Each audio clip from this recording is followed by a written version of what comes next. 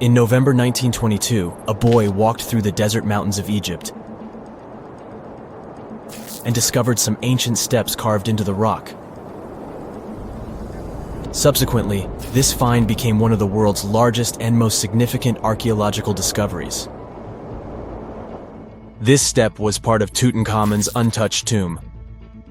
Archaeologists found about 5,000 ancient objects, including jewelry, fabrics, painted vases, and funeral masks.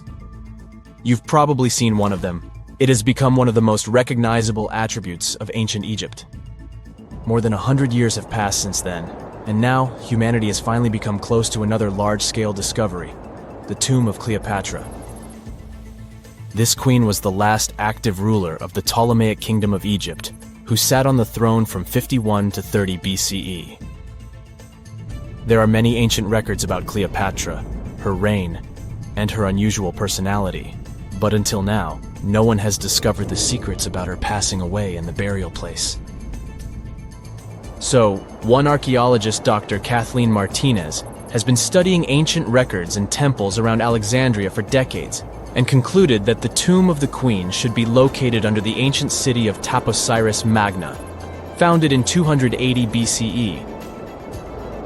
It was a big city on the northern coast of Egypt, where tens of thousands of people were engaged in trade and industry, and it seems that Dr. Martinez's guesses turned out to be correct.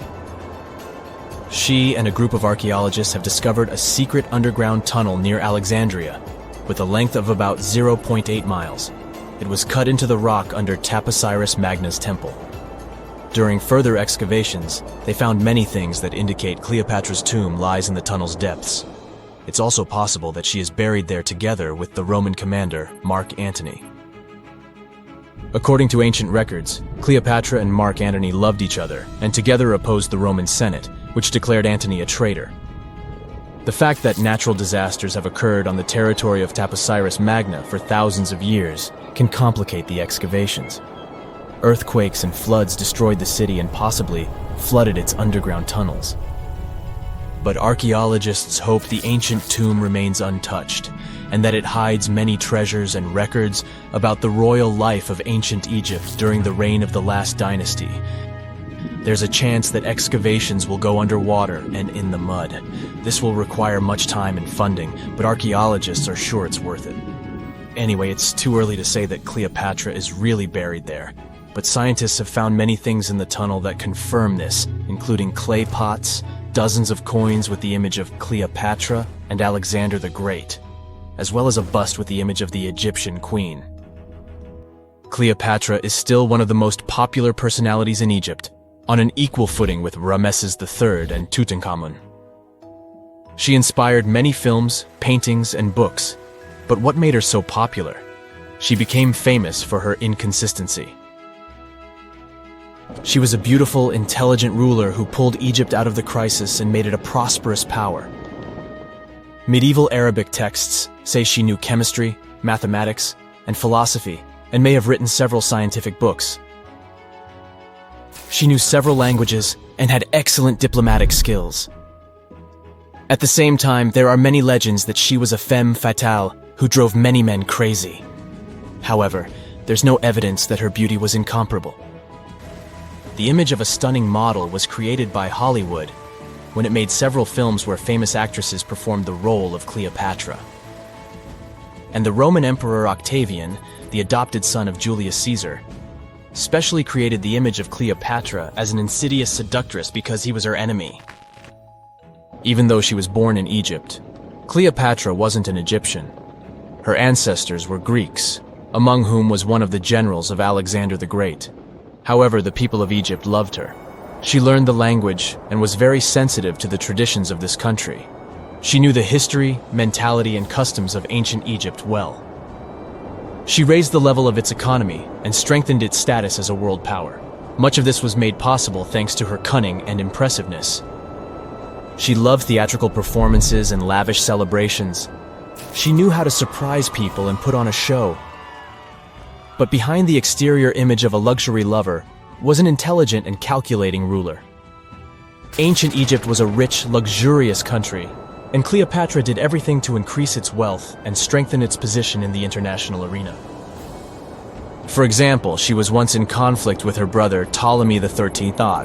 The queen knew that she wouldn't be able to resist him, so she decided to attract Julius Caesar to their side. The Roman emperor arrived in Alexandria, where Cleopatra wanted to meet him, but Ptolemy knew about her plans and was about to prevent her from coming to Caesar. Then, instead of a rich and noisy arrival, Cleopatra decided to make her visit inconspicuous. She wrapped herself in a carpet or linen bag the emperor's servants carried into Caesar's private chambers. Cleopatra emerged from the carpet and impressed the Roman emperor with her beauty and determination. As a result, they fell in love with each other and became close allies. After some time, she impressed another influential Roman for diplomatic purposes. She arrived to meet Mark Antony on a golden barge with purple sails and silver oars. Cleopatra was dressed in the image of Aphrodite and sat under a magnificent canopy. Her servants dressed like cupids and were blowing her fan and burning incense. But Cleopatra created such a show for a reason. She knew that Antony revered Greek mythology and considered himself the embodiment of Dionysus. As a result, he was so impressed with this woman that he ended up marrying her. Cleopatra defended her crown, strengthened her alliance with Rome, and bore Antony 3 children. In Egypt, they threw big parties and enjoyed wealth with power. However, the relationship of a high-ranking official with the Egyptian queen caused a scandal in Rome. Octavian was Antony's primary opponent in the struggle for power, so he exploited the situation to darken the competitor's reputation. He used propaganda to make Cleopatra an insidious seductress in the eyes of Roman citizens. He accused Antony of succumbing to her charms. The Roman Senate supported Octavian and declared Cleopatra an enemy. In 33 BCE, this conflict reached a high point when Antony's navy clashed with Octavian's fleet. The latter won and forced his enemy to flee to Egypt with Cleopatra. According to some records, they took refuge near Alexandria. Pursued by the Romans, they hid in one of Cleopatra's palaces and met their end. Some legends say that Cleopatra was an expert in poisons. She provoked a venomous snake, a viper or an Egyptian cobra, to bite her. Also, according to another legend, she pricked herself with a poisonous needle. There's a theory that Cleopatra always carried an ampule with poison inside her hairbrush.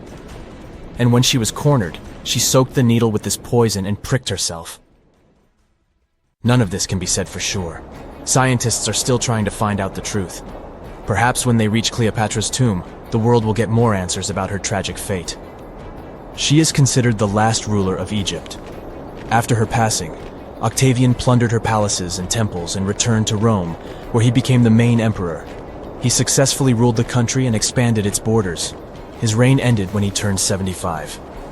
World history would have looked different if Cleopatra and Mark Antony hadn't lost that naval battle. By the way, did you know that more time has passed between Cleopatra's reign and Neil Armstrong's flight to the moon than between the reign of the Egyptian queen and the construction of the Great Pyramid of Giza? Armstrong took a step on the Earth satellite in 1969, 38 years after the birth of Cleopatra. And the construction of the pyramid took place in 2560 BCE. Imagine how long the history of ancient Egypt is. Cleopatra is closer to us in time than to the pyramids. No man shall ever find my tomb. That's what, according to rumors, Cleopatra once said. Rumor has it really wasn't about the gender. She wanted no living soul to disturb her, and I think she meant that no human would ever discover the location of her grave.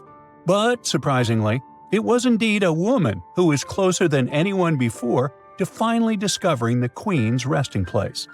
Meet Kathleen Martinez Berry, a criminal lawyer turned archaeologist.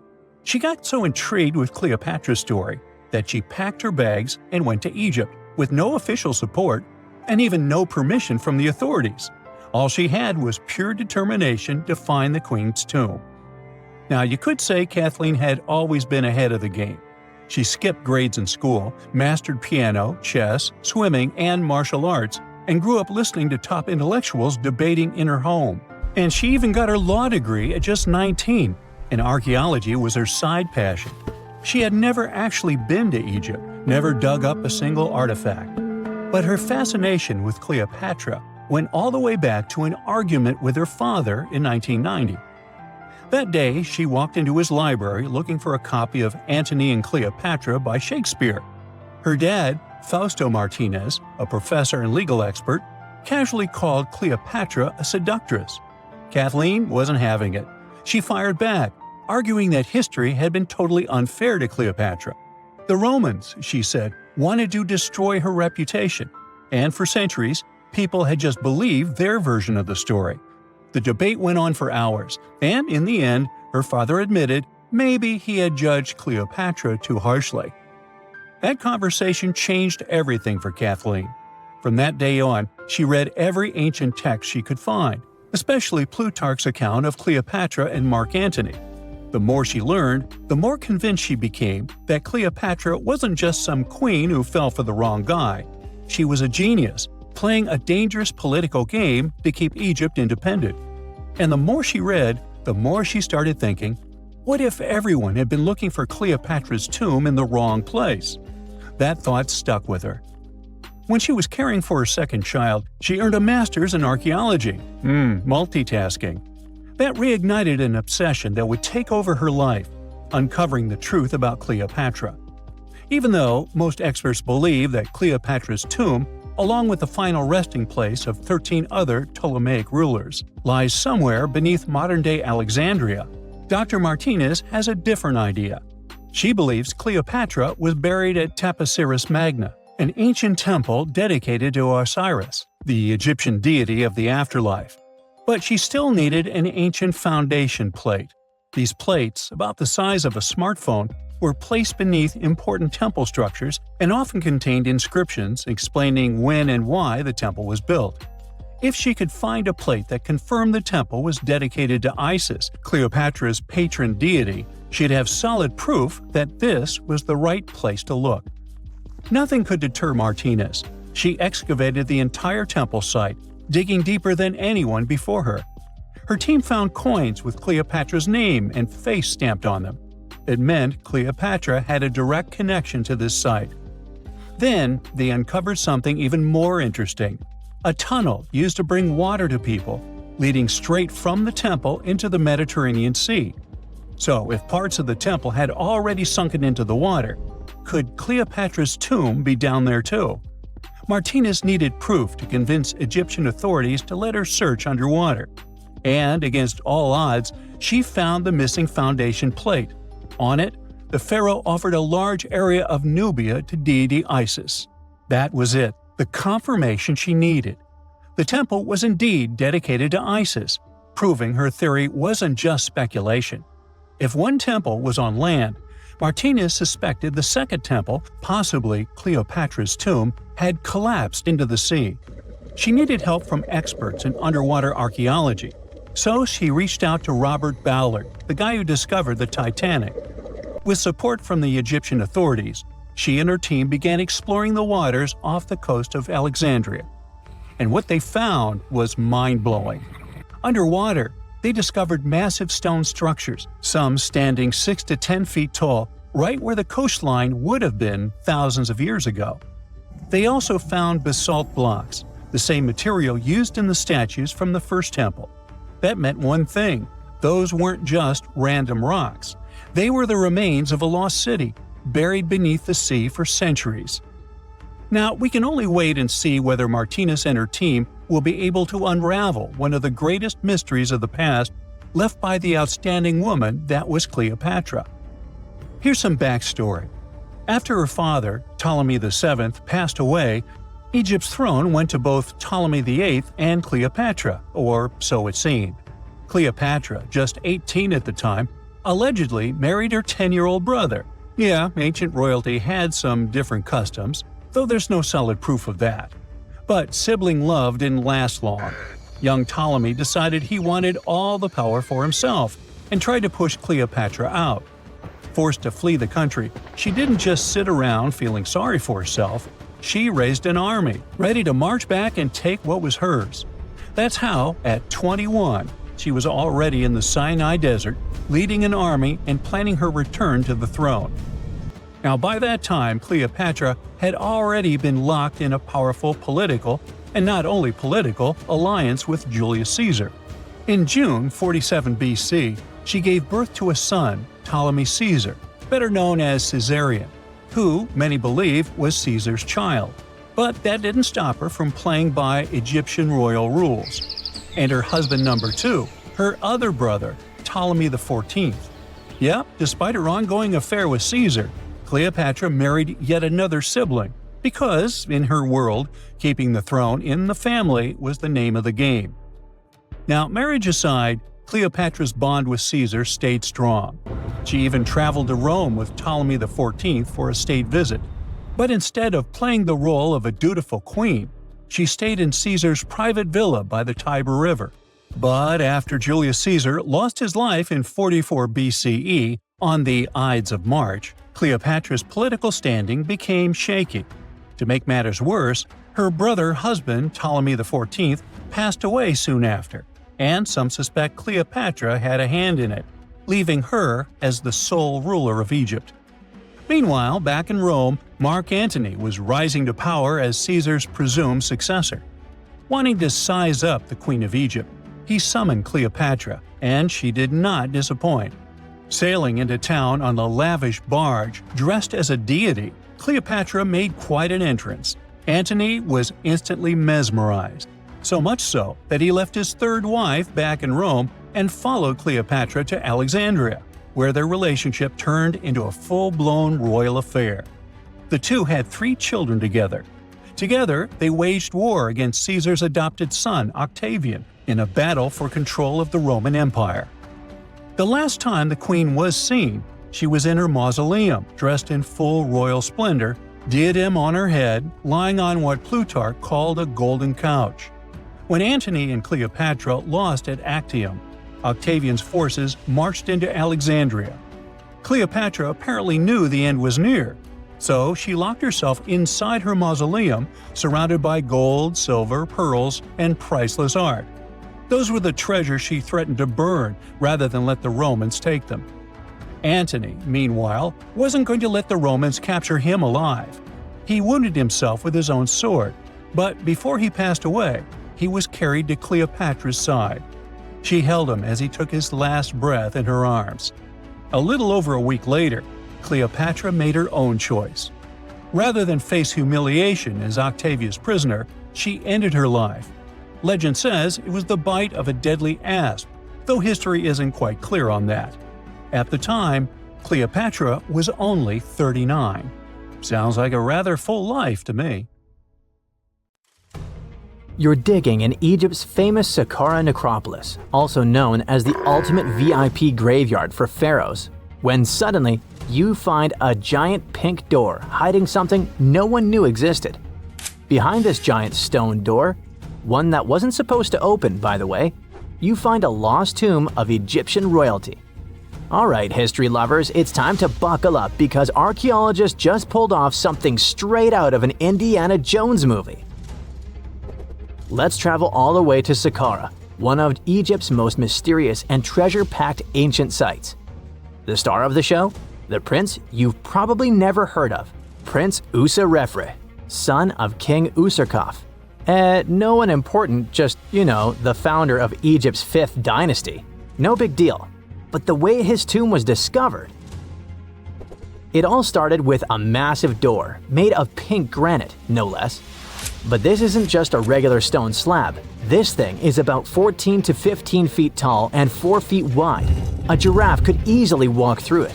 This door is also definitely heavier than your neighbor's SUV. But here's the twist. It wasn't a real door. It was a false door, a symbolic gateway meant to allow the spirit of the deceased to pass between the world of the living and the afterlife. Normally, that's where the story ends. After all, false doors are common in tombs. But this one was extra special. You see, false doors were usually made out of limestone, which was pretty common and found everywhere in Egypt. To build one out of red or pink granite, people had to bring these rocks from a quarry located 400 miles away. And you can bet this wasn't a cheap trip. According to Egyptologists, this is the first time a false door of this size and material has ever been found in Egypt, making it a totally unique piece of architecture. Aside from being super expensive, this one had a surprise behind it too. When the team of researchers investigated further, they realized that this false door actually hid a real entrance. And what did it lead to? A hidden tomb packed with statues, relics, and secrets from over 4,000 years ago. The tomb belonged to Prince Userefre, but you can call him Wasar Efra, or Wasar Efra too. Despite being totally erased from history, this fella was no minor noble.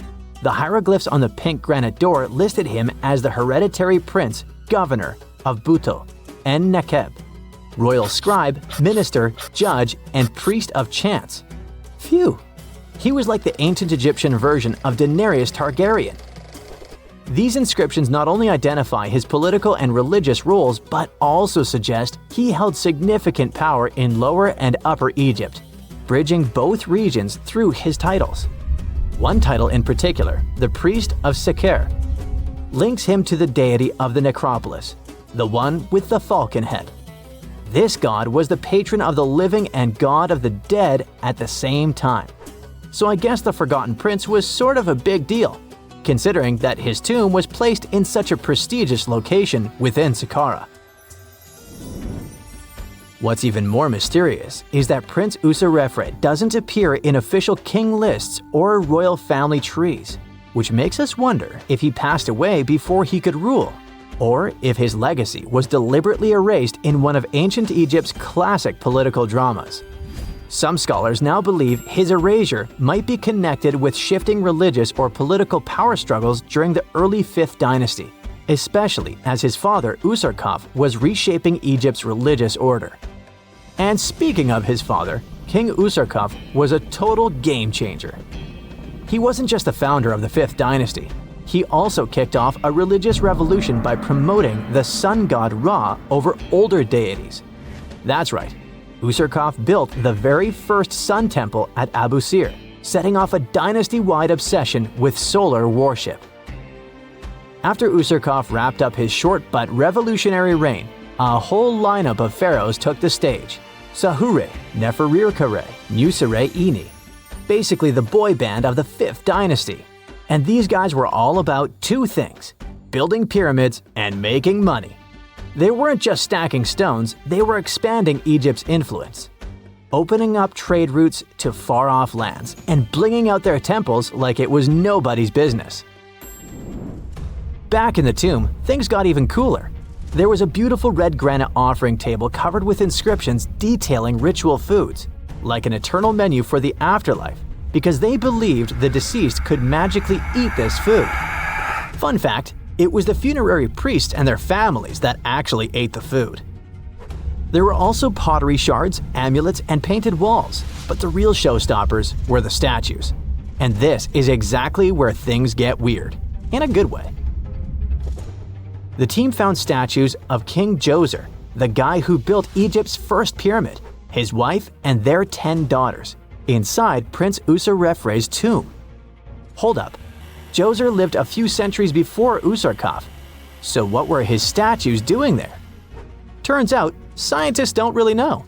These statues were built during the reign of King Djoser himself and probably belonged to that first ever built pyramid.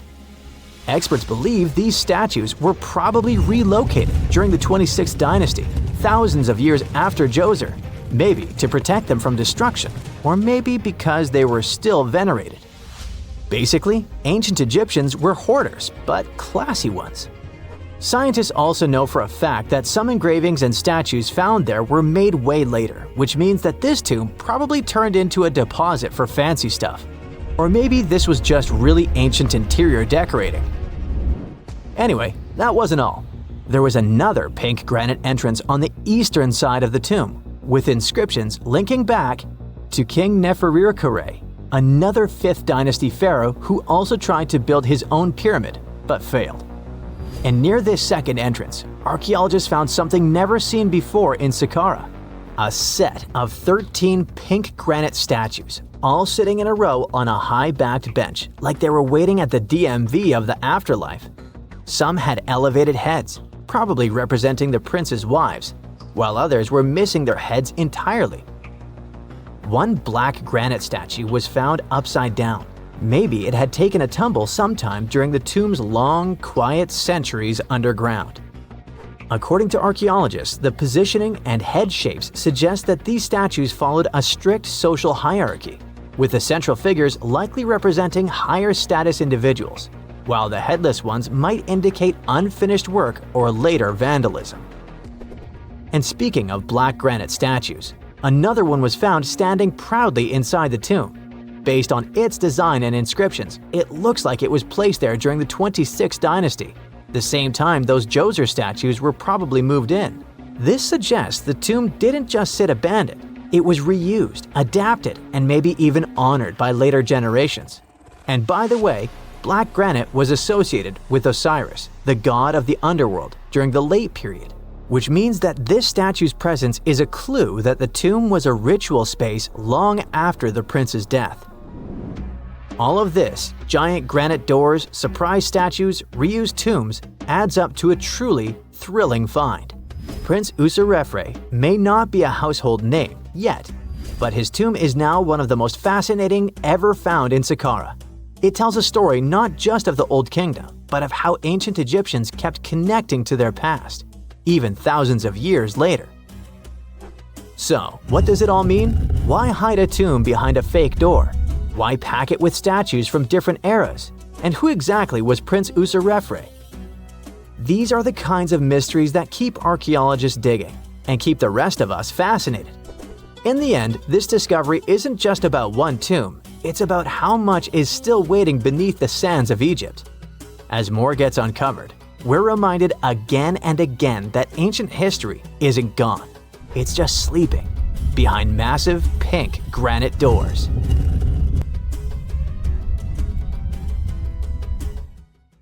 Archaeologists were looking for the long-lost tomb of Cleopatra when they found something that seemed too good to be real.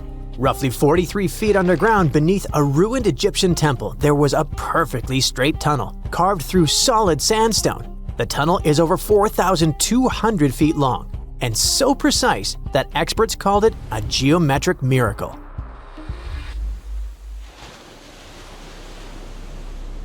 The tunnel sits beneath an ancient city west of Alexandria, near Egypt's Mediterranean coast.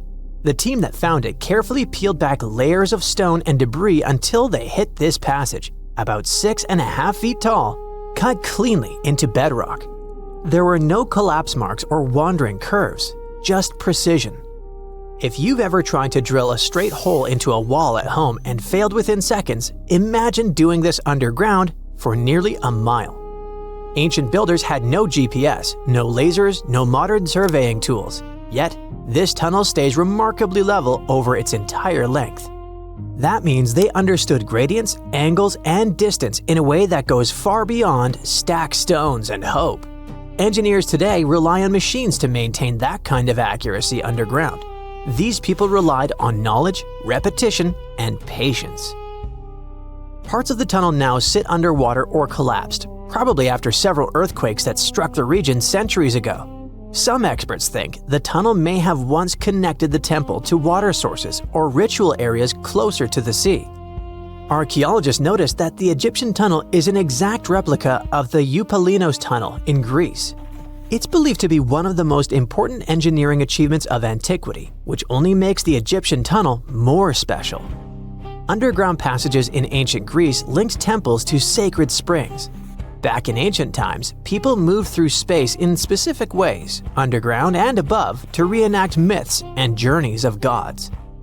A tunnel like this could represent a path to the underworld, rebirth, or divine transition. Nobody would invest this much effort in construction just for decoration. Plus, in earlier digs at the site, archaeologists pulled up all kinds of artifacts, including coins with the names and faces of Cleopatra VII and Alexander the Great.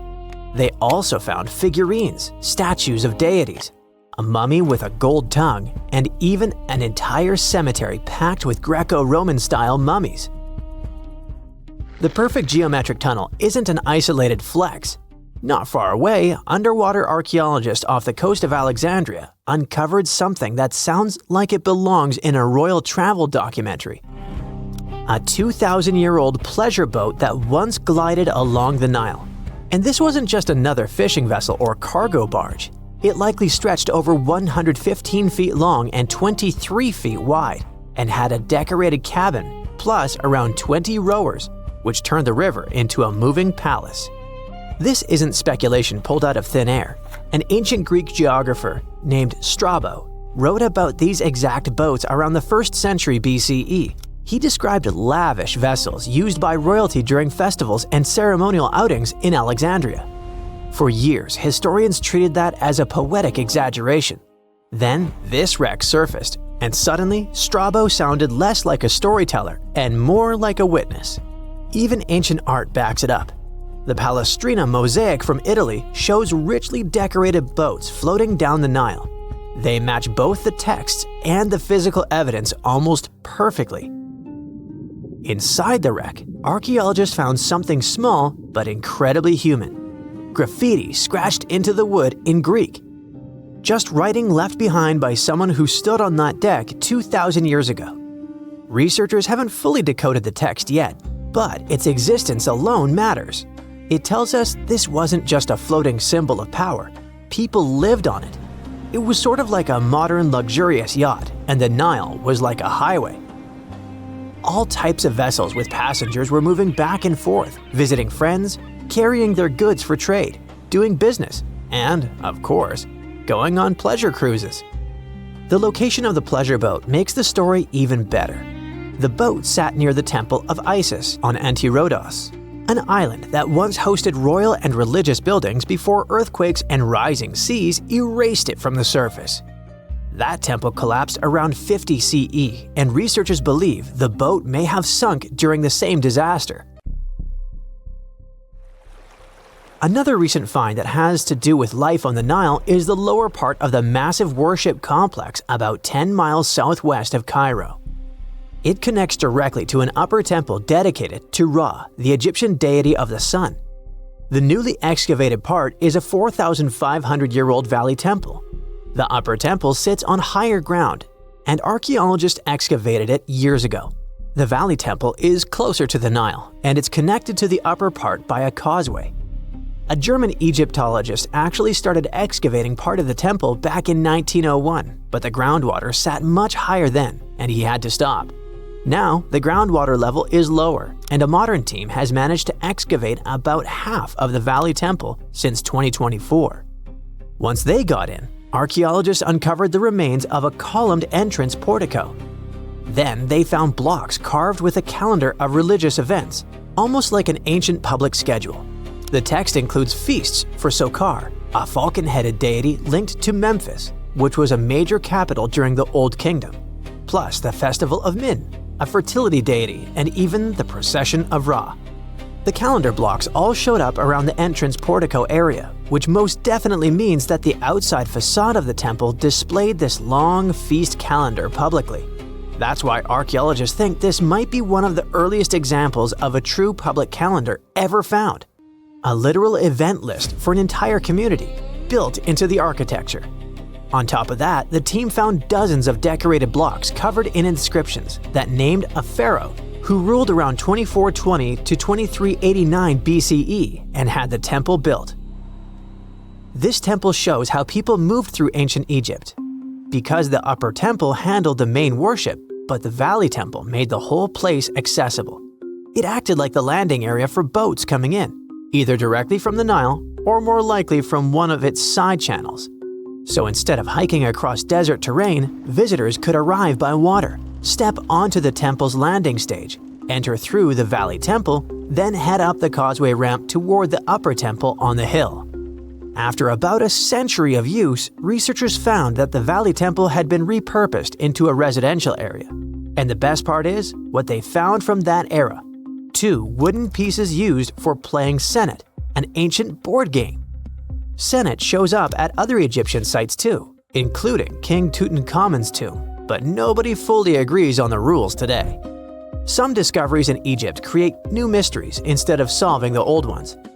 Earlier in 2025, archaeologists announced the discovery of the first pharaoh's burial found in or near the Valley of Kings since King Tut's tomb in 1922. The newly found tomb of Thutmose II flooded almost immediately after burial. Ancient officials rushed in, removed the mummy and most of the grave goods, and hid them somewhere else. The weirdest part is that an alabaster ointment jar inside the tomb links the burial directly to Hatshepsut, Thutmose II's wife and half-sister. The inscription basically says she made this monument for him, which proves she arranged his burial. But it still doesn't explain why she placed him here and later chose the Valley of the Kings for herself. Now, archaeologists are studying a huge mound of rubble near the tomb, about 75 feet tall, and suspect it was built to hide something important. If a second tomb sits underneath, it could be complete and undisturbed. So, the deeper the archaeologists dig, the more ancient Egypt stops feeling like a gone civilization and starts feeling like a paused one. Looks like it didn't just survive time, it outsmarted it. And we're only just beginning to catch up. For over 3,000 years, no one knew this place even existed. And then, out of nowhere, archaeologists digging near Alexandria uncovered something absolutely shocking: a forgotten Egyptian city. This place is buried under Greek ruins, hiding secrets that could rewrite the history of pharaohs and their armies. And one of the artifacts, which looks like a simple wine jug, changed everything. We thought that we already placed all the important parts on the map of ancient Egypt: pyramids, Thebes, Luxor, Alexandria. But nope, the map just got an update. The new city was a big deal, and it's about 3,400 years old. It's just been discovered at the site called Kom el Nugus. This place is located west of Alexandria and tucked between the Mediterranean and a saltwater lake called Lake Mariut. This discovery raised a few eyebrows. Scientists thought that this place used to be empty and that it was only settled by the Greeks in about 332 BCE. But it turns out that people lived in Kom el Nugus way before that. When archaeologists were digging through Greek ruins, they started noticing something unexpected: mud brick walls. Yep, you know, the pyramid type. That's the kind Egyptians built during the New Kingdom. These mud bricks were made from mud, clay, sand, and straw. These ingredients were mixed with water and dried in the sun, not baked. Egyptians used them for thousands of years to build houses, temples, palaces, and yes, the pyramids. Of course, other civilizations did use mud brick too, but Egyptian mud brick is kinda quirky. They used straw that grew in their regions, layout styles, and mortar. That's what helped the experts realize that Egyptians used to hang out in Kom el Nugus. That alone raised eyebrows, and then they found more: an entire street layout, buried structures, and even a temple built by Ramses the Great himself. His name speaks for itself. This guy was one of the most famous pharaohs in all of Egyptian history. He ruled ancient Egypt for 60 years, fought huge battles, and just loved building tons of stuff like that temple. People loved him so much that later pharaohs literally pretended to be him or wrote his name on their buildings. That's when archaeologists realized that they weren't looking at some dusty mud bricks of a tiny village. That's an entire buried city. They immediately started digging more. Turns out the whole place wasn't random. It was built with great care. The streets had drains to stop rainwater from damaging the soft mud-brick walls. There were also small tomb chapels with writings about soldiers. This suggests this place might have been the military base, and that changes a lot. In ancient Egypt, when the military showed up, there must have been a reason. So what was it? Protection? Conquest? Control of something important? In the case of this city, it was probably about wine, water, and trade on the edge of the desert. What's even crazier is that we still don't know just how big it was. The team has only uncovered part of it so far. There could be fortifications, warehouses, administrative buildings, or even more religious or royal structures waiting underground. We also don't know what this town was called in ancient times. That name is still buried. But it might be uncovered someday, maybe inside a wall, maybe on a scroll, maybe on another broken jug. One of those already turned out to be a mind blower. a chunk of a ceramic jar, called an amphora, had a royal seal pressed into it, and that seal bore the name Rewritten. Princess Rewritten wasn't just anyone. She was the eldest daughter of Queen Nefertiti and the older sister of King Tutankhamun. Yes, that's right. Both Nefertiti and King Tut were involved here. All that was about a century before Ramses the Great built one of his temples here. Looks like the city was founded back in the days of another pharaoh, the pharaoh Akhenaten, husband of Queen Nefertiti, father of Princess Rewritten, and future king Tutankhamun. That guy, Akhenaten, was a bit of a wild card. He was the type who really gets weird about one of his interests. He tried to completely change Egypt's religion, forcing everyone to worship the sun disk called Aten instead of the usual deities. He basically told all Egypt that all their mythology was wrong, and from now on, there will be no more Osiris, no more Thoth or Set. Just raw sunlight only, people. That's known in history as the Amarna period. And he went all in, changed his name, built an entirely new capital city called Amarna in the middle of the desert, redesigned temples, rewrote hymns, and even banned traditional religious imagery. Even the art got wild at the time. People started getting elongated heads, belly rolls, and all that humanity and vulnerability carved into stone. It was deliberately weird. He wanted to show the family not as perfect gods, but as human vessels of divine light. Everyone had to awkwardly smile and play along because he was the pharaoh after all. The wackiest part is that after his rule, his son, Tutankhamun, reversed all the sun disk-related stuff.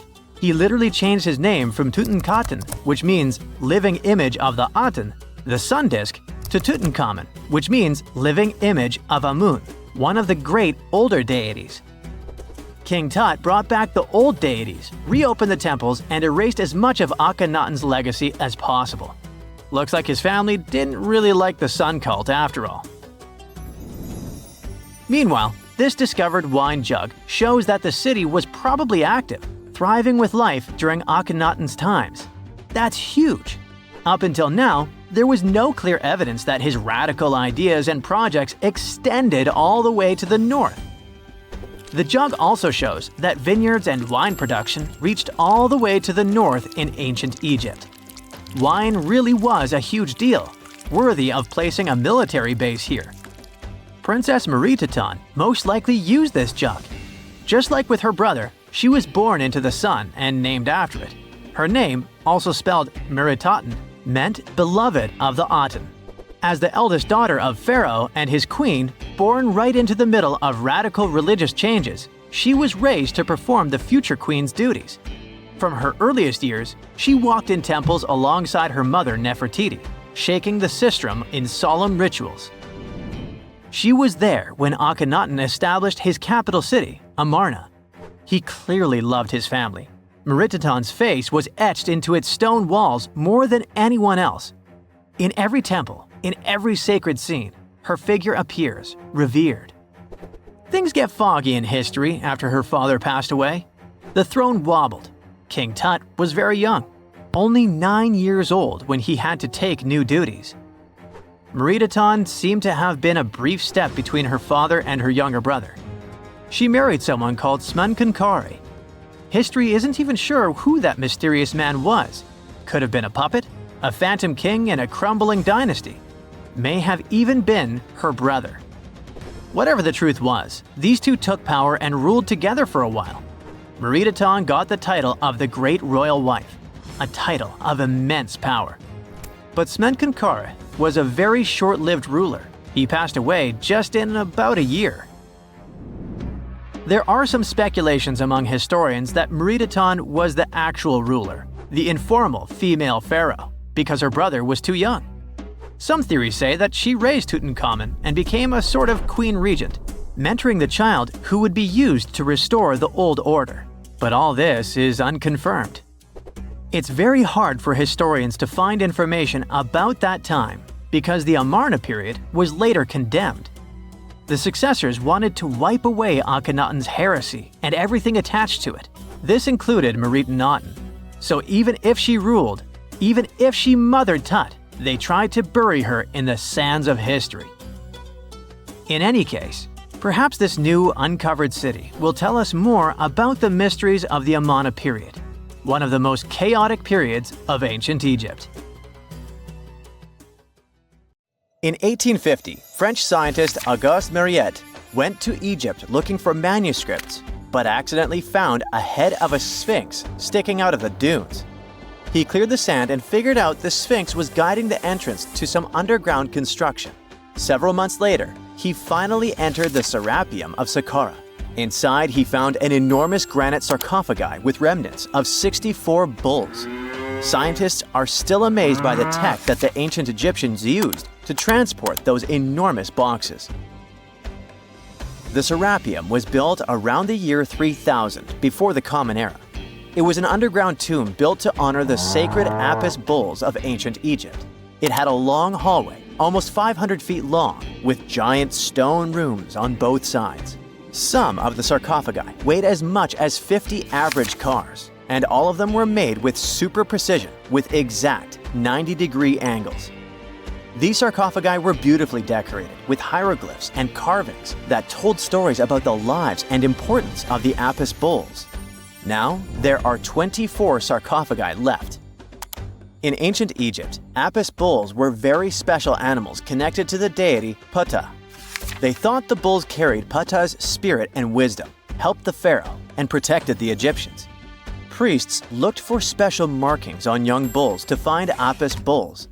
It could be a white triangle on its forehead, which symbolized divine light, a shape on its back like a vulture's wing, and a scarab shape under its tongue, which stood for rebirth.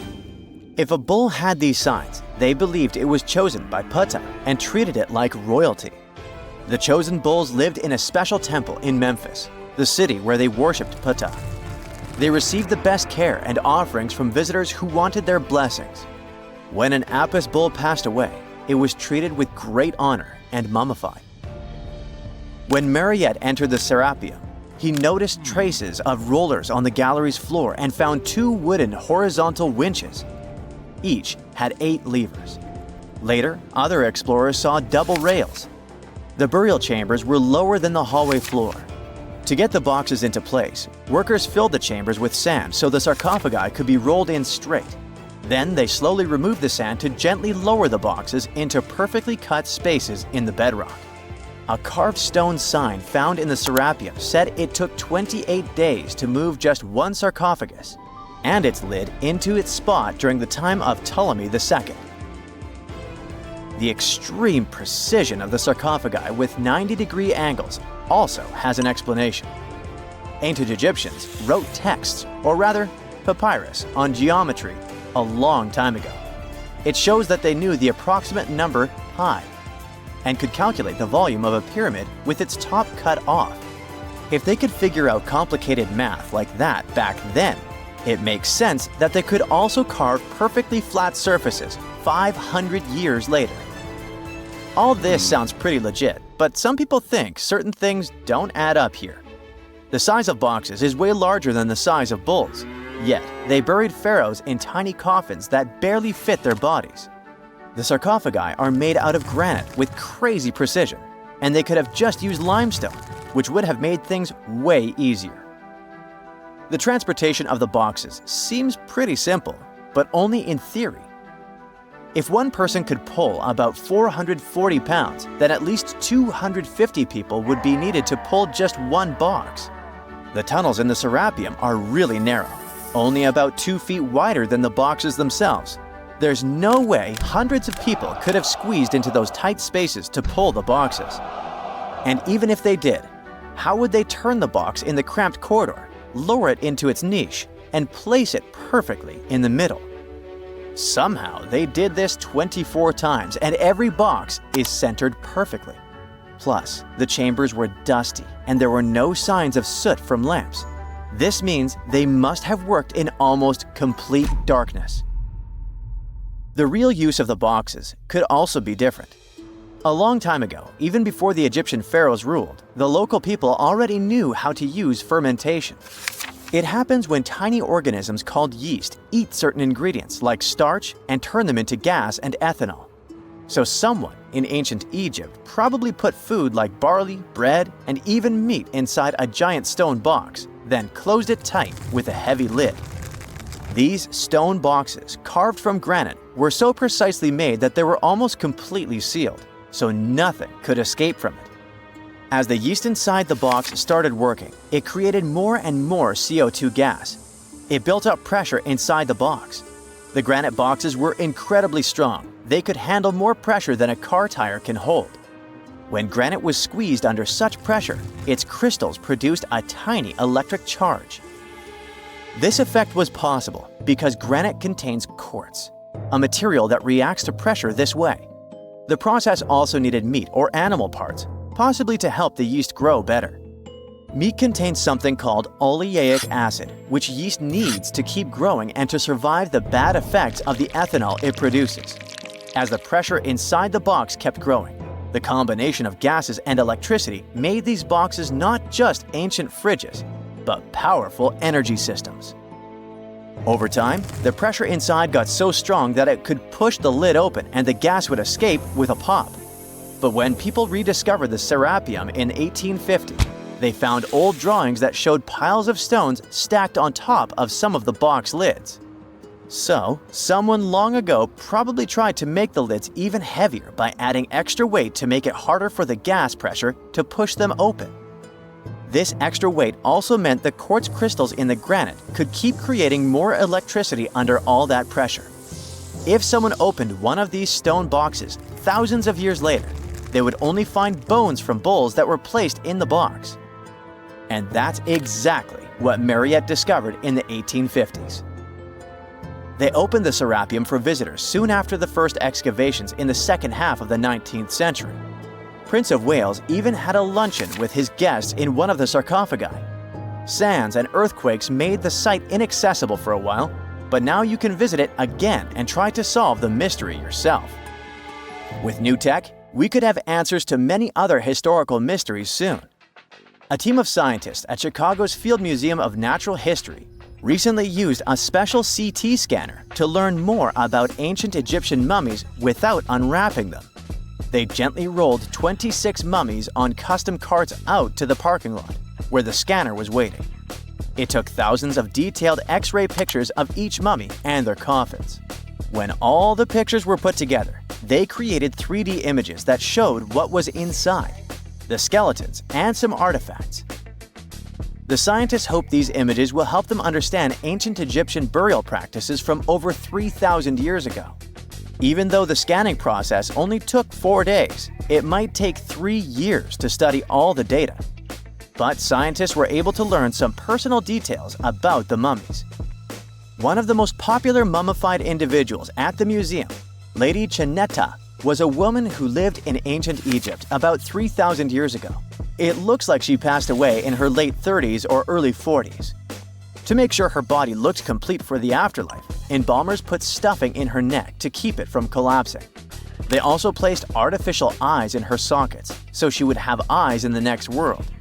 She was wrapped in fancy linen and placed in a beautifully decorated coffin. The scans revealed that it had been carefully crafted with a slit at the back, which embalmers used to fit the body. There were also some artistic details on the surface, like markings for her knees. It looks like her burial was on the scale of a high-end luxury car. If there's a question that still baffles archaeologists to this day, it's this one. How did the ancient Egyptians build those magnificent pyramids? As far as we know today, their resources were quite limited, especially in terms of tools and building materials. We still don't have a fully satisfying answer, but hey, we've got some pretty amazing theories worth considering. The leading contender among these theories involves the clever Egyptians employing a sneaky strategy. Now picture this. They constructed a slanted and curving mound made of bricks, earth, and sand encircling the pyramid to be. As the pyramid grew taller and taller, they simply increased the height and length of this wacky structure. It's like they were playing an ancient game of Jenga. Now, how did they get those massive stone blocks up there?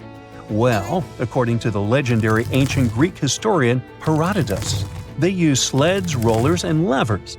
It sounds like they turned construction into a supersized game of tug-of-war. And guess what? Herodotus also claimed that the Great Pyramid, the one from Giza, the granddaddy of them all, took a whopping 20 years to build. There's more. Herodotus also dropped a mind-boggling number on us. 100,000 men were supposedly involved in this pyramid extravaganza. Did they hire the entire Egyptian population? Well, it might not be as far-fetched as it sounds. These men were probably mostly farmers, so they probably focused on the pyramids when there wasn't much work to be done in the fields. Like during the flood season of the Nile River. Obviously, specialists in the archaeological community had something to add to this theory. By the late 20th century, they discovered some evidence that suggests the workforce might have been smaller and more permanent than previously thought. Instead of a massive army of 100,000 pyramid builders, they proposed that a modest crew of around 20,000 workers, accompanied by support personnel like bakers, physicians, and even spiritual leaders, could have gotten the job done. There was also this theory that claimed that the pyramids were actually built from the top downward. It suggested that these colossal structures were nothing more than isolated hills used as quarries. The stones were supposedly drawn from these hills, and over time, competing engineers took charge and transformed them into the iconic pyramids we know today. Now, before you dismiss this theory as a wild fantasy, some folks thought it wasn't completely crazy. After all, there are instances where isolated hills exist, so maybe this theory had a tiny glimmer of truth. Whether it involved ramp building or ingenious work schedules, one thing is clear. Those pyramids have definitely left their mark on history and on our imaginations. Now, speaking of ancient Egyptian mysteries, there's this gigantic unfinished obelisk sitting in ancient Egypt, and scientists are trying to figure out how it was shaped. Now, some people suggest that our industrious ancestors used handheld pounders to get the job done. One expert has a different take on the matter, though. He argues that if we take a closer look at the pattern left behind by the shaping tool, we'll notice something peculiar. The walls of the trenches surrounding the obelisk display a neat and even pattern, which is pretty unlikely if they were pounded away by mere mortal hands. According to this expert, those horizontal striations are usually the result of a tool that takes breaks while removing material, leaving its mark on the surface. But wait, there's more. Imagine the tool being rocked back and forth against the trench walls, clearing away the waste to keep the trench from narrowing. Well, in that case, the tool might have left some funky horizontal striations where it was pressed against the sidewall. This sounds like some fancy technology at play, don't you think? And guess what? The dynastic Egyptians probably didn't have access to that kind of know-how. Another famous Egyptologist from way back also uncovered a bunch of core drills during his adventures. Although the actual drill bits are missing, his collection houses these particular core remnants made of limestone, alabaster, and even granite. These constructions aren't the only amazing thing the ancient Egyptians left behind, though. As it turns out, the Egyptians were the genius minds behind the creation of the handheld mirror. Yeah, that little mirror you use every day to check yourself out. But here's the twist. These mirrors are like pieces of art. They were decorated with inscriptions and figures. But that's not all. The Egyptians had a serious concern with their appearance. They knew the importance of personal hygiene and looking fabulous. So, in their quest for pearly whites, they invented toothbrushes and toothpaste. Dental problems were pretty common back then, and their smiles weren't exactly all white. Dentistry wasn't their strongest suit, you see. Maybe their minds were distracted by all that pyramid building. So that doesn't mean those ancient toothpaste recipes weren't amazing. One delightful concoction included rock salt, mint, dried iris petals, and pepper. Some brave dentists in the 21st century tried it out, and it worked pretty well. Ground-up ash was also used in another recipe to create a tooth cleansing paste. Mint was missing, so that didn't do much for their breath. That's when the genius Egyptians came up with the world's first breath mints. They made tablets from heated spices like cinnamon, and they mixed it with honey.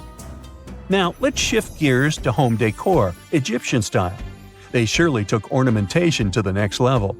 While the concept of decorating furniture started in Mesopotamia, the Egyptians cranked it up a notch. They went all out with different colors of ink, and even developed various weights of paper. Oh, and let's not forget about those cute little area rugs we all have in our homes today. Guess who came up with the idea? Yep, the Egyptians. They used the versatile papyrus plant to make those cozy rugs. And speaking of trends, the Egyptians loved their knickknacks. They had an assortment of small figurines in the shapes of cats, dogs, and people. These statues were made from various materials, like simple sun-dried mud to the ultimate bling of gold. It all depended on how loaded you were. The Egyptians were also all about farming, and they knew that clean water was crucial for their crops and animals. That's why they came up with some nifty inventions and techniques to make sure their land was fertile and their plants were happy. First off, they had the genius idea of using ox-drawn plows. They had two types of plows, heavy and light. The heavy plow would strut its stuff, cutting deep furrows in the soil, while the lighter plow followed behind, fluffing up the earth. But they didn't stop there. After plowing, the Egyptians would break up clumps of soil and sow the rows with seeds.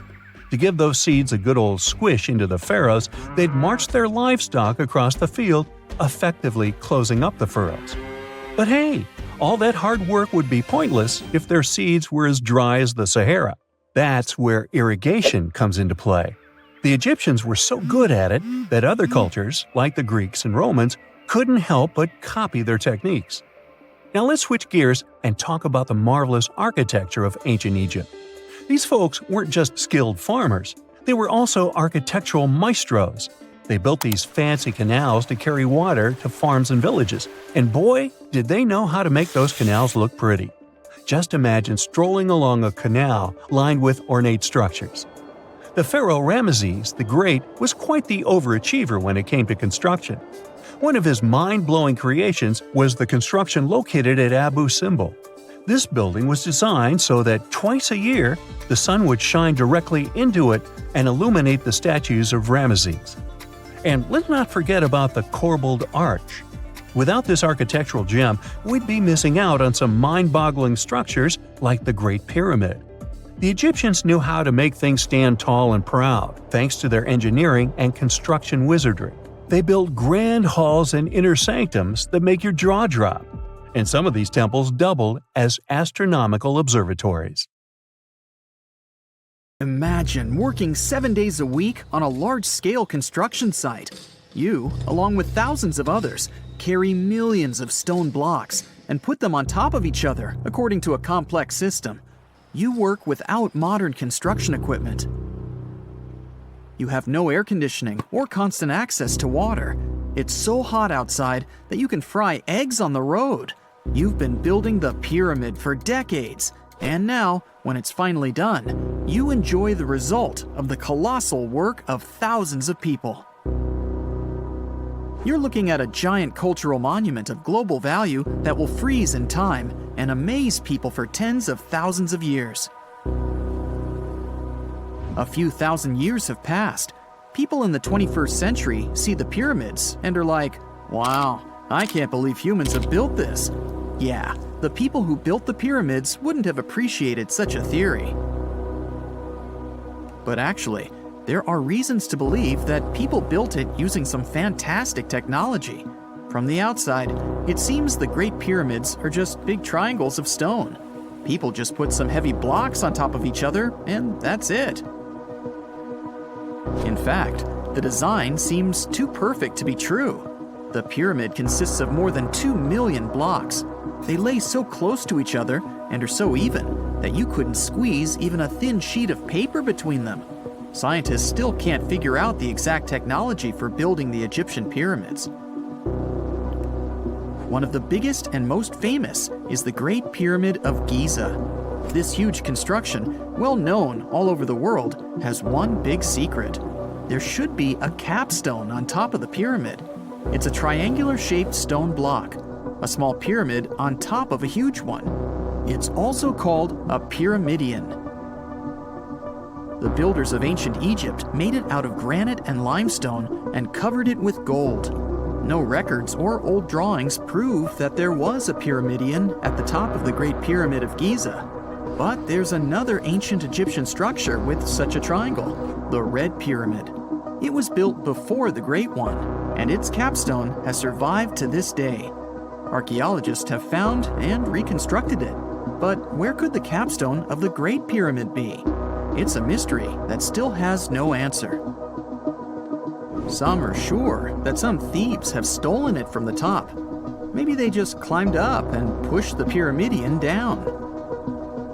It makes perfect sense.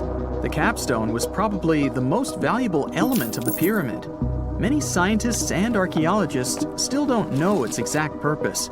Some believe that this peak covered with gold glorified the pharaohs. The capstone reflected moonlight at night and illuminated the entire space around it.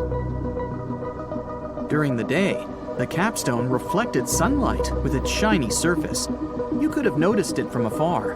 The top of the pyramid was a kind of guiding star for lost travelers. All other stone blocks of the pyramid consist of limestone. People polished them to make them look shiny. In the past, they were even glowing and reflected light. You could see glowing pyramids from space, although they looked like tiny lights. Over thousands of years, winds, sandstorms, and rains have changed the pyramid's appearance. If people had taken care of them all this time, they would have looked like something out of science fiction movies, or the pyramids from Las Vegas. But unfortunately, we will never see their original appearance. Some archaeologists and scientists believe that the capstone could absorb the sun's energy and distribute it evenly throughout the pyramid. No one knows precisely why the Egyptians needed this technology. There's a theory the pyramids are ancient energy systems. The pharaohs applied this energy to use some unique technologies that were more advanced than all the achievements of the 21st century. And the triangular shape of the pyramids was ideal for boosting this electromagnetic energy. In theory, solar radiation, or electromagnetic forces, accumulated at the top of the pyramid, filled the inner rooms, and then went down the walls to the base. Any surface distortion could prevent the flow from spreading, so they had to create a perfectly smooth surface. That's why they installed the blocks so that nobody could squeeze a needle or razor blade between them. Many people believe in this theory because they built the pyramids from limestone. This material can hold energy inside itself. In the inner part, they created granite deposits to cause air ionization, that is, to create an electric charge. They also dug channels under the pyramid for water to transmit electricity. And at the top, they put a gold capstone, the best conductor of electricity. So, this is how you get a great power generator. Different cultures used similar technologies to create electricity all over the world. But these are all theories. If it had been working, humanity would have used these technologies today. There are mentions of the metal industry, chemistry, engineering, physics, mathematics, and astronomy in some ancient records. Most scientists don't believe in all these things. We know the detailed stages of the technology's development in different cultures. In the 21st century, scientists, historians, and anthropologists can track the evolution of all modern devices. If people had created some technological inventions in ancient times, the history of the world would have looked different. Perhaps all the achievements of antiquity could have been wiped off the face of the earth by global cataclysms. And it can happen to us. Just imagine how people would dig up a laptop in 5,000 years. Perhaps they wouldn't understand what kind of device it is. Another Egyptian wonder surrounded by mystery is the statue of the Sphinx. The Egyptians carved it out of a single massive piece of limestone about 4.5 thousand years ago. But scientists still don't know the exact date of its construction or who built it. People painted the Sphinx in different colors, so it looked much brighter and more vivid in the distant past. It was shining just like the Great Pyramids. Anyway, time hasn't only changed its appearance, but its name too. Initially, the Egyptians called it Hor-Mekhet. The Greeks renamed it the Sphinx about a few hundred years after it had been built. The Sphinx emphasized the greatness of the rulers of Egypt. It also performed a symbolic function of a watchdog guarding the tomb of the pharaoh and the paths leading to it. This version sounds realistic, since archaeologists have discovered many secret entrances at the foot of the Sphinx. Perhaps these rooms and intricate tunnels lead to underground halls with treasures. And treasures don't always mean gold and jewelry. According to legends and theories, the Sphinx guards the Hall of Records, the storage of all humankind's knowledge. The information about the ancient mythical state of Atlantis could be there. You can find many detailed maps of the internal dungeons of the Sphinx on the internet. They show structures 12 stories deep under the statue. It looks like a small city filled with gold, scrolls of knowledge, and various ancient artifacts. But don't believe all these maps. These are just theories. Several thousand years have passed, but people have very little information about it. Archaeologists know that there are still many strange and exciting things about the Sphinx that are still undiscovered. Some locals are afraid to research because they believe they can awaken something terrible from the underground depths. Therefore, it's mostly scientists from other countries who conduct the excavations. In 1998, scientists discovered strange tunnels leading to empty rooms under the Sphinx. They realized that some people tried to get there through tunnels in the past, and maybe those people took all the treasures that were there. One of the legends says that some powerful artifact lays beneath the Sphinx. Its technology can change the whole world, but the locals are hiding it because it can damage the planet. Some believe that you can find evidence of unknown technologies painted on the granite walls in the pharaoh's tombs. But most likely, these paintings and signs tell us the myths and legends of ancient Egypt. But what if Egyptian symbols and drawings are detailed instructions for using ancient technologies? What if the locals that lived at that time thought, people in the future won't be able to get energy themselves. Let's leave some detailed instructions for them. Anyway, there are many riddles and theories. In reality, the search for answers is a dangerous undertaking, since it's not easy to get into the underground halls. Excavations can ruin the structure of the entire Sphinx. Any person inside the tunnels may get lost and never be able to find their way back. Besides, it costs a lot of money. Now, what would be awesome is if people could invent some device that could scan underground areas and show their detailed models. It's 1898, and you're taking part in excavations in Saqqara. This place, not far away from Cairo, is full of ancient tombs and pyramids.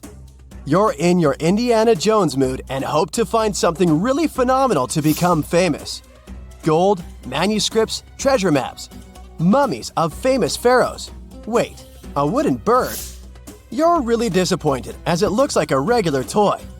An old one, but still. Little do you know that years later, someone would propose that your bird was actually an ancient monoplane. So the artifact, nicknamed the Saqqara bird, is made of a sycamore tree. The birdie has a wingspan of just 7 inches and weighs around 40 grams. A perfect original souvenir from Egypt, I would say. It's over 2,000 years old and looks pretty plain, without any carvings of feathers or other intricate ornaments. It has a beak and eyes, though, which makes our find look like a hawk, the emblem of the deity Horus. Its tail is rather unusual as it's squared, looks weirdly upright, and it seems like the sunken part of it was the place for a now missing piece. Humans love solving a good mystery, so there have been several attempts to explain the use of the birdie. First, quite simply, is that it was a ceremonial object. The second idea is that it was a toy for a child from some well-off family. It could have been some sort of boomerang, which was a popular concept in ancient Egypt. Then there was a theory that the bird had been used as a weather vane. But this one has been debunked as the figure doesn't have any holes or markings, except for the one made at the museum in Cairo to fix the exhibit on a stick. So there was no way to hang it in the past. Almost a century after the bird was found, Egyptologist Dr. Khalil Masiha proposed a new theory that it could have been a model of a monoplane. He believed the bird was missing a horizontal tailplane. Otherwise, it had its wings set at a right angle, similar to that of modern planes. It could have worked to generate the aerodynamic lift necessary for flights. Dr. Masiha also claimed that it was common at that time to place miniature models of technological inventions in tombs. So, did the ancient Egyptians really invent the plane in 200 BCE? That would make the Wright brothers, who are considered the inventors of aviation, really upset. They made one of their first flights only in 1903. There's just one way to know for sure, and that is to test the model. But you know, the ancient museum in Cairo would unlikely let one of their cherished exhibits fly around like a toy. That's why glider designer Martin Gregory built a similar model, this time of balsa wood, and concluded that even with the missing tailplane, the plane wasn't much of a flyer. Case solved? Not really.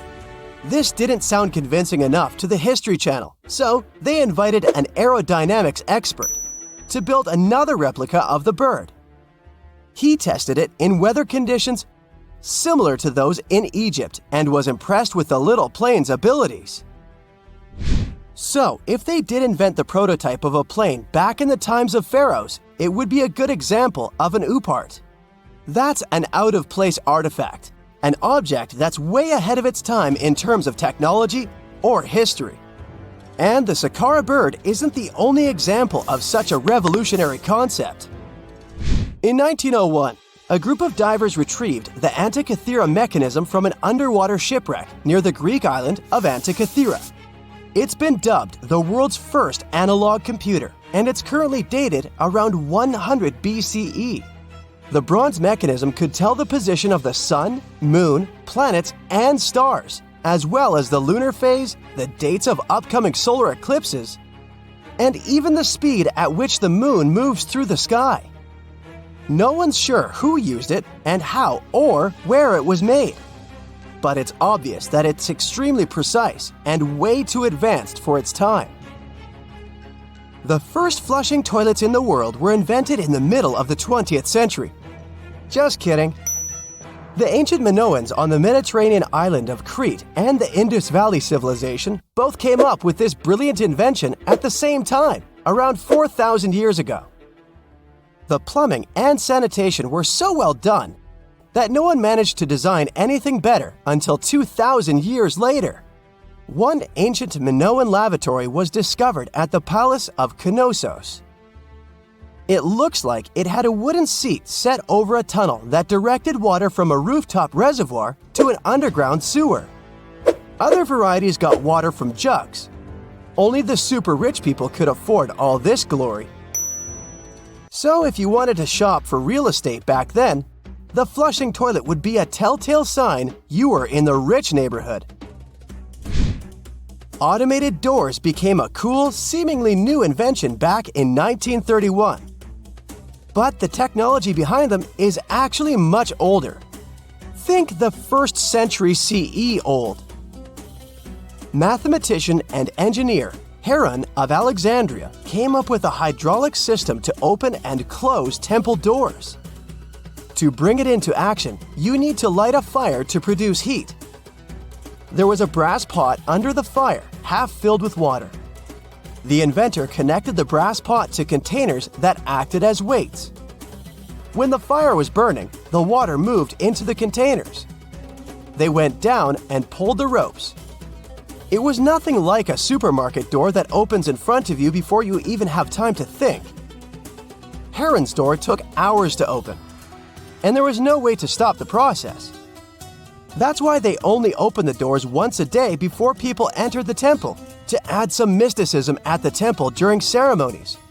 Spooky. Looks like the first ever battery was invented in Baghdad around 2,000 years ago. A German archaeologist found this oval-shaped clay jar in 1938. Scientists are still not sure what purpose it served and who exactly invented it.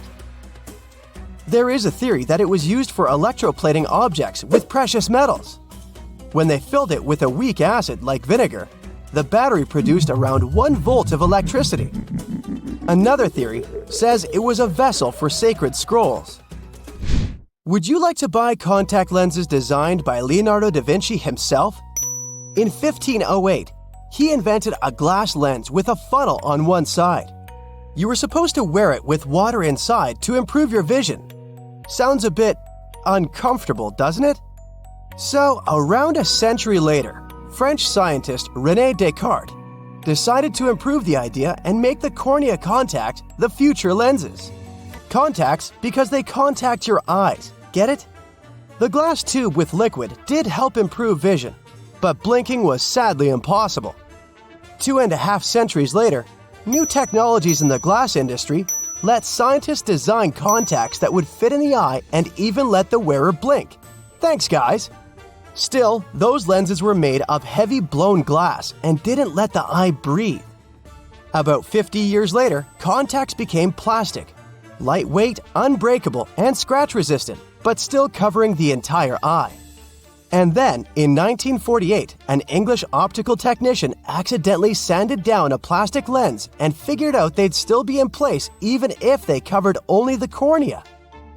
Imagine you're living in 19th century London and need to send a message to New York. It would have taken about 10 days to get there by ship. So when delivery time went from days to hours in 1858, it was a true sensation. The first message was sent by Queen Victoria herself. It was all made possible thanks to the transatlantic telegraph cable, running under the ocean. Sadly, the new cool invention only lasted a few weeks. It took years to bring it back to life. Secant, cosine, tangent, sine, 3.14159. Yeah, that was the cheer we heard coming from the trigonometry club back in the day. For the rest of us in math class, terms such as sine, tangent, and pi were just bewildering. Who invented these and why? Was their only purpose to make it harder for students? Well, not quite. Trigonometry was invented by the ancient Egyptians. They needed this knowledge to construct pyramids, and they did a pretty good job too. The Great Pyramid in Giza still stands today, some 4,500 years after it was built. No recalls either. So let's get out of that classroom and on a journey through time to reveal the secrets behind the ancient Egyptians' precision. Here you are, standing on the Great Pyramid's construction site, some 9 miles from Cairo. Well, the city still isn't there, as you're surrounded only by the desert and teams of construction workers. They're transporting large stone blocks weighing 2.5 tons each. They're inside a wooden sled that sits on large rollers. A crew of 8 men rolls these blocks along the ground. You immediately think of the rollers on a supermarket cash register. The principle is exactly the same, but the scale is greater, much greater. Scientists estimate that the Egyptians used 2.3 million such blocks in the Great Pyramid alone. And the block in front of you is one of the lighter ones. The heaviest of them weighed up to 15 tons. But where did all these blocks come from? Most of them originated from quarries around Giza. It's not that impressive, you think? But wait until you hear how ancient engineers transported the granite used in construction over 500 miles to the pyramid. There were no railways or highways back then, but the mighty Nile was always there. Researchers even believe that the Egyptians dug a canal to connect the Nile directly to the pyramid's construction site. All they had to do then was to wait for the flood season to begin, and voila! The rising water levels floated the heavy stone blocks for them. But how did they lift the enormous stones on dry land to stack them up to the top? Did they use oversized cranes? Well, ancient Egyptians worked around this problem, literally speaking. One of the workers is now pointing to the giant ramp going around the pyramid they're building. This is how a mountain road zigzags its way to the top. If the ramp went directly to the top of the pyramid, then workers couldn't pull the stone blocks along it. It would be too steep. Scientists have calculated that 8% could be the maximum incline. So ancient Egyptians just extended the ramp around the pyramid. Again, these are all theories, as the ramp could have been inside the pyramid, as some researchers suggest. The exact building method is still a mystery, guarded by the Sphinx. That's its real name, right? Wrong. As the Great Sphinx is just the statue's alias. You know, the name writers take when they want to hide their true identity, or a singer's stage name. The Sphinx's real name, translated from Egyptian, means Horus in the horizon. That was the name for the Egyptian deity of the sky. The trail of mystery doesn't end there. As a man walks past you with a bucket of paint, he's going to add a touch of color to the Great Sphinx. Researchers found specks of this red color next to its ear. That was some strong paint, as it survived for thousands of years. You are now standing straight in front of the Sphinx. You look up. It's very tall, right? 66 feet to be precise. Now resist the urge to take a selfie. You can do it. Now you notice something else. It looks like the Sphinx is in the center of a giant triangle in the back. That's one side of the Great Pyramid. And no, your eyes are not playing tricks on you. The Sphinx really does sit in the center of the pyramid's lateral face. Here's where math comes in handy. A pyramid has 4 sides, called lateral faces. There's also a 5th face, the base, but that's not visible. It's, wait for it, face down. The Sphinx has one last mystery to reveal: its age. Scientists agree that Pharaoh Khafre built the Sphinx. He ruled after his father, who had built a great pyramid nearby. So both structures were finished around the same time. Let's talk about numbers again. You've heard of Cleopatra, the Egyptian princess described as a woman of great beauty. Hello? She saw the pyramids, but she lived closer to the time of the first iPhone than the time of the people who built the pyramids. Fascinating, right? You can see thousands of people around you. They're working hard to build the pharaoh's tomb. But how many of them are there exactly? One Greek philosopher estimated there were as many as 100,000 workers. Seems like an okay number for such an enormous structure, but it can't be true. Science simply can't back up this number. Egyptologists put the total number of workers at 30,000.